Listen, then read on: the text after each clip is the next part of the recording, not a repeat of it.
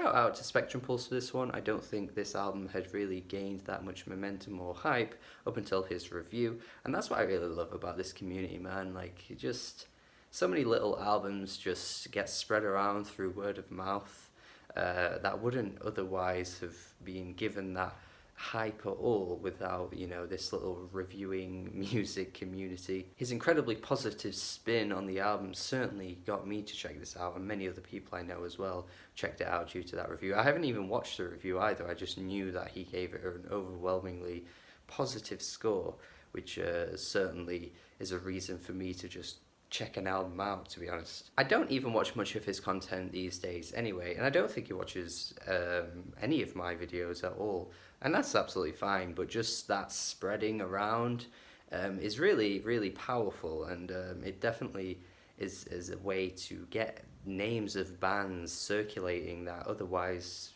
no one really would have heard of. And you may have been able to work out already, depending on how intuitive you are,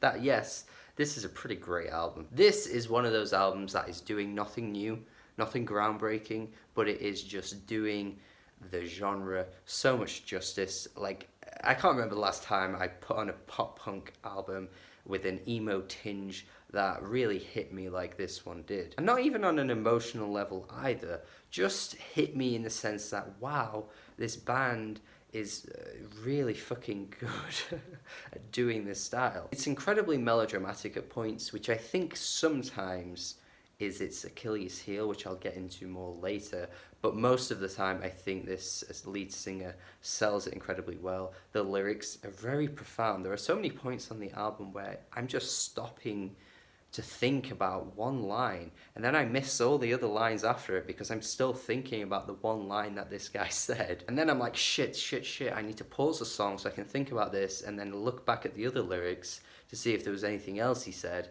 to think about those ones as well. Which is rare, like even in this genre, I don't know if there are that many bands that can quite do it on this level. The most obvious example I ever think of when I think of like Midwest emo, pop punk fusions, all of those things, is the Hotelier. Like, that is the one band that I always am incredibly impressed by. Even on their last album too, Goodness, which I think it was their last album in 2016, which wasn't as good as the 2014 one, but it was still bloody great. Before I keep going, by the way, there is a lighting issue at the moment because we had a power cut.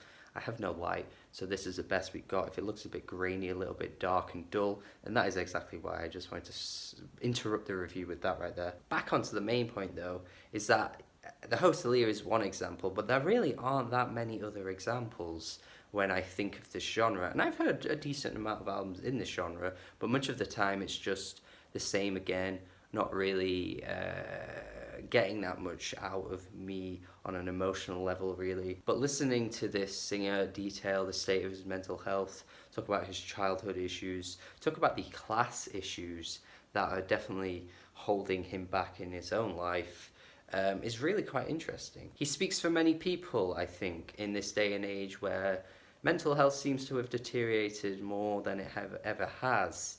So many people I know have anxiety issues, so many people I know have battles with depression. It's insane, honestly. I think there was a time where there weren't words for these things.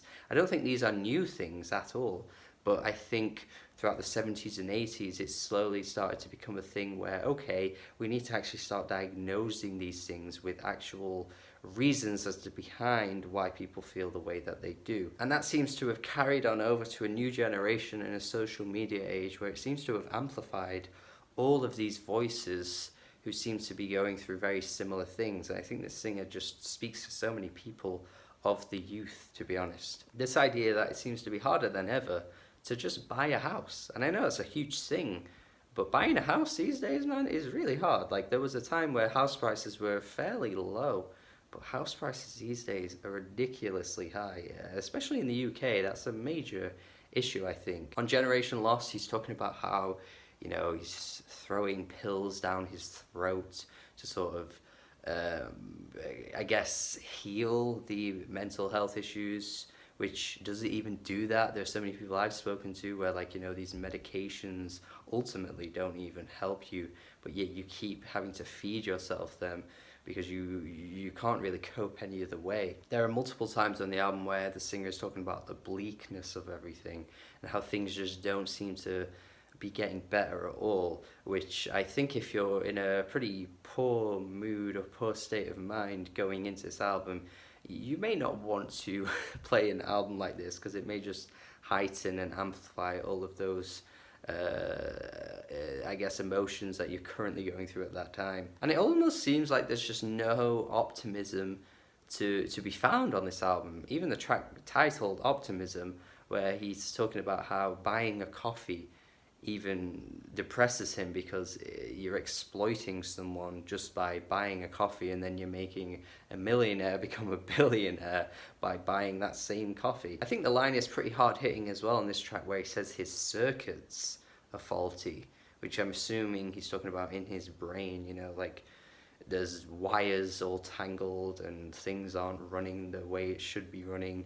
That's pretty deep and depressing when you think of it like that. Now, I have mentioned at times it just gets a little melodramatic, but I love the way he sings his lines. Like, he sings with so much passion that honestly, at times, I can ignore it just because of how well he's singing. He has such a good voice, and how great the instrumentals are too. Like, the choruses are so bloody anthemic, and they just burst in, and you just want to like sing every bloody word. Like, in 3 months' time, once I've learned more of the lyrics, I feel like I'll just be sat in my bedroom blasting this music and just singing everything he's saying. On the track Losers, though, it's an interesting idea about how he's talking about that transition into adulthood, but I think it's the point where he starts screaming about being mediocre and being a loser that gets a bit too angsty and emo-ish. Because Losers Part 2 for me is a much better example of how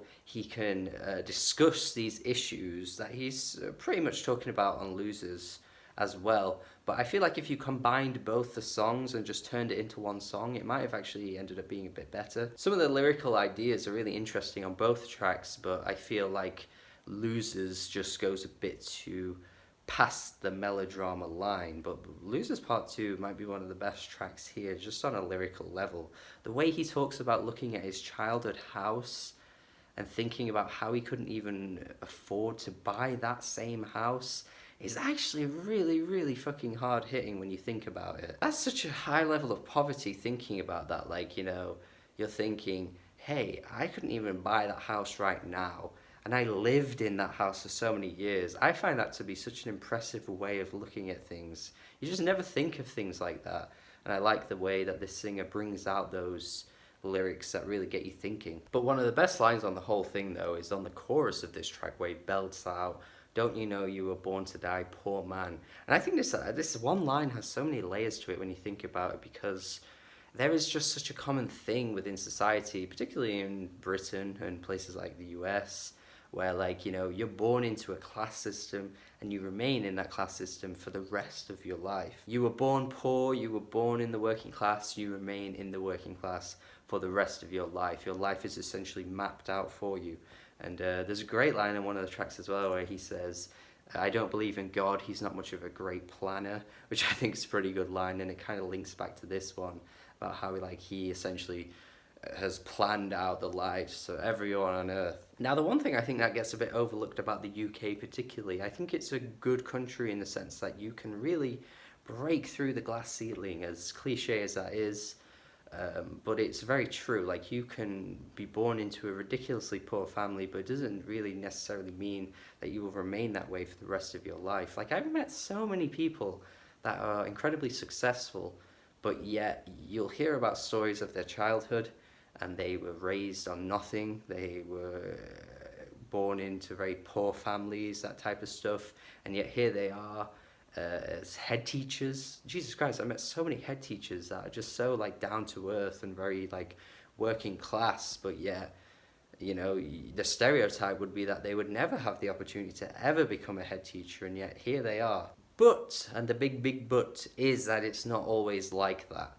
it is not always like that for everyone. There is such a high percentage of people that, again, you're born into that poverty life, you'll stay in that poverty for the rest of your life. You were born to be poor, and you were born to just essentially live poor and then die, which is depressing as fuck. But yeah, that one line I think just encapsulates that really, really well. You're expected to do poorly at school. You do poorly at school.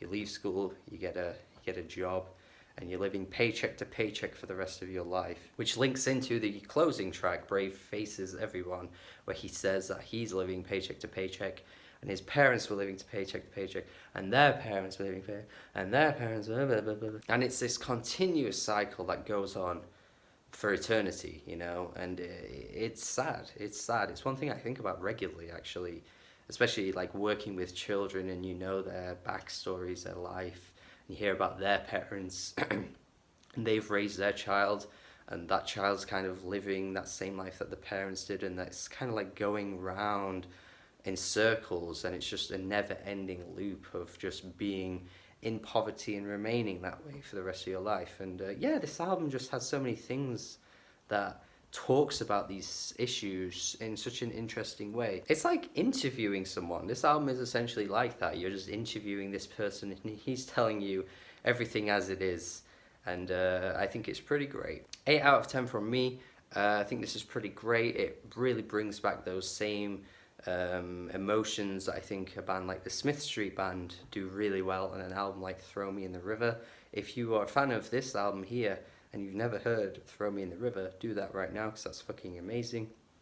It was really high on my decade end list for the 2010s as well. And this is definitely one of the better pop punk albums I've heard in quite some time. So go check Spanish Love Songs out. Pretty great album here. Let me know your thoughts on this one. Thank you for watching. Have a good day, and goodbye.